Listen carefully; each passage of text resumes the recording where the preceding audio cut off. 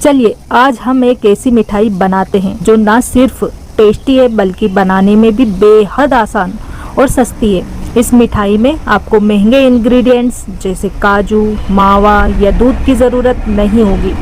फिर भी इसका टेस्ट बाजार में मिलने वाली 1000 रुपए वाली मिठाई से भी कम नहीं होगा। इस मिठाई को बनाने के लिए आपको सिर्फ एक चीज़ की ज़रूरत होगी, वो है पीनट। रोस्ट किए हुए मूंगफली के दाने, छिलके निकले हुए 500 ग्राम।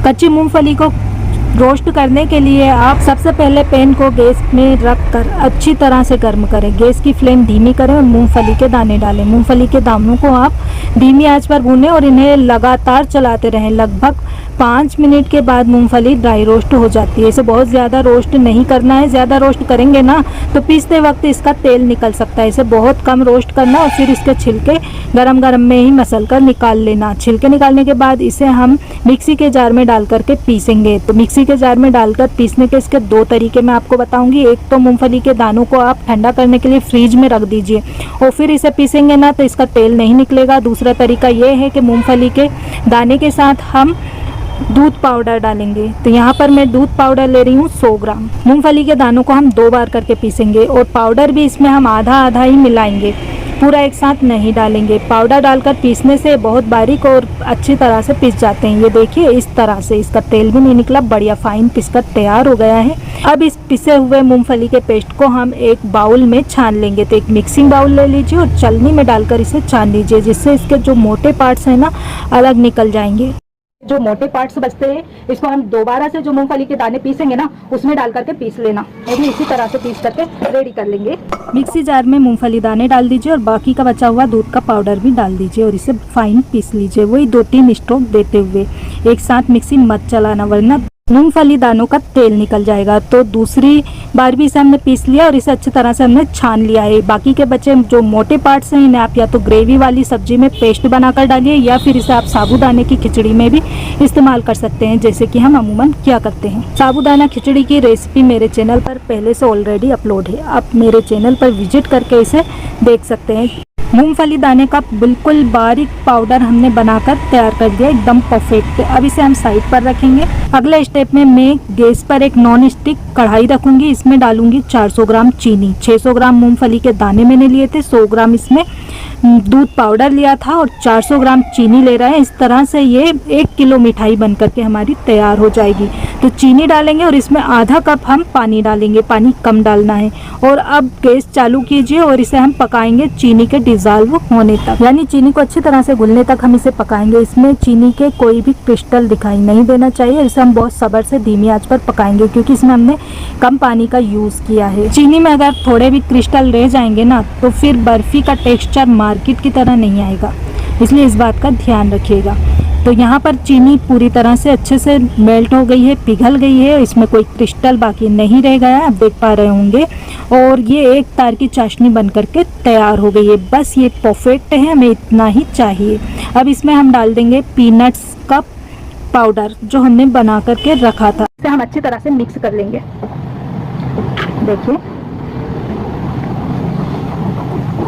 बढ़िया से ये मिक्स हो जाएगा और अब इसे हम थोड़ा सा फैलाते हुए इस तरह से पूरी कढ़ाई में पकाएंगे।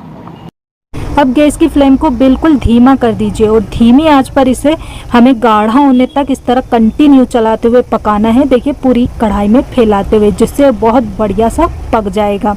और बिल्कुल धीमी आंच भी कर सकते हैं और आप चाहें तो फिर ये थोड़ा गाढ़ा हो जाए ना तो गैस को बंद भी कर सकते हैं। मैंने गैस को बंद कर दिया और आप देख पा रहे होंगे ये चलाते चलाते ही डो के फॉर्म में आ गया है। इसे हमें ज़्यादा नहीं पकाना है वरना ये कढ़ा हो जाएगा। तो गैस को बंद करके कंटिन्यू से चलाते रहेंगे ना, अपने आप ये डो के फॉर्म में आ जाएगा और इकट्ठा होने लगेगा और कढ़ाई छोड़ने लगेगा।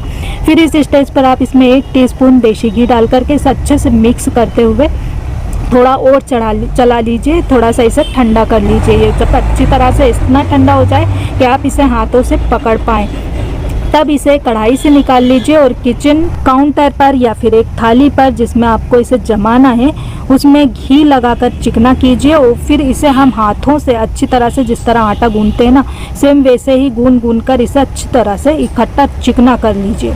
देखिए जिस तरह मैं कर रही हूँ। अब इतना अमेजे में से मैंने इसे 4 भागों में डिवाइड किया है। 2 मैंने रख दिए हैं, 2 मेरे पास हैं, तो एक छोटा मैंने हिस्सा लिया है, एक बड़ा हिस्सा। तो छोटे हिस्से में हम थोड़ा सा ऑरेंज कलर डालकर इसे अच्छे से मिला लेंगे।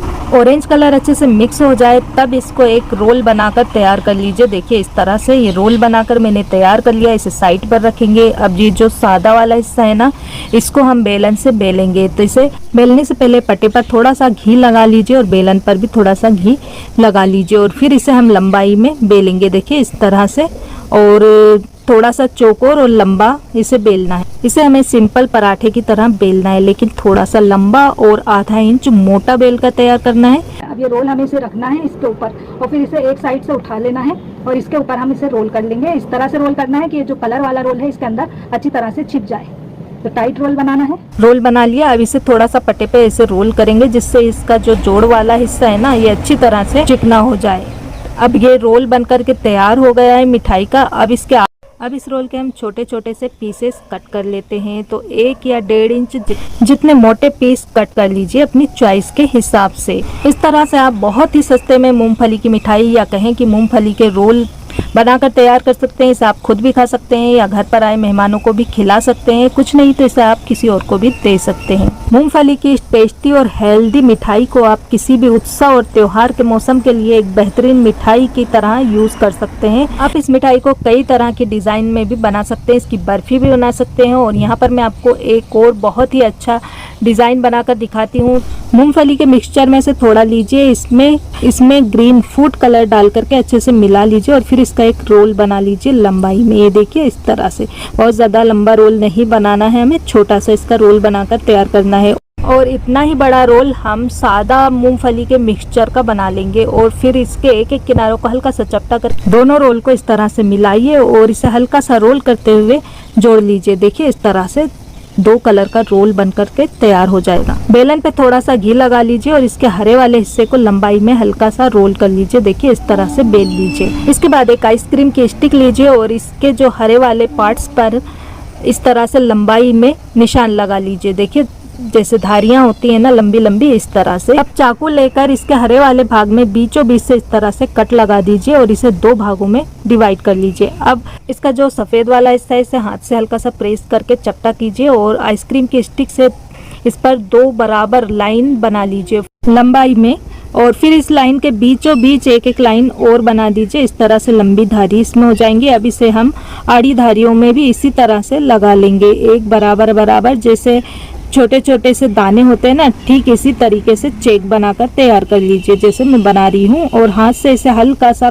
शेप दे दीजिए इसके ऊपरी हिस्से को। अब इसका जो हरा हिस्सा है दोनों हिस्से को इस तरह से लीजिए और इस तरह मोड़ते हुए इसके वाइट वाले हिस्से पर चिपका दीजिए और इसके निचले हिस्से को इस तरह से आपस में जोड़ते हुए हल्का सा शेप दे दी। अब आइसक्रीम की स्टिक से इस पर भी हल्की सी 2-3 लंबी धारी बना दें और देखिए ये कितना अच्छा सा शेप भुट्टे की तरह बनकर के तैयार हुआ है। इस तरह से भी आप मिठाई बना करके तैयार कर सकते हैं। त्योहारों के मौके पर आप मूंगफली की ये स्पेशल रेसिपी को ट्राई कर सकते हैं। अगर आपको ये रेसिपी पसंद आई है तो प्लीज़ कमेंट करें और इस रेसिपी के लिए हमें ज़्यादा से ज़्यादा वीडियो को लाइक दें और इसे शेयर करें। और इसी तरह की मज़ेदार रेसिपीज़ देखने के लिए 7 अच्छे वाई शम्सन किचन को सब्सक्राइब करना नहीं भूलिए।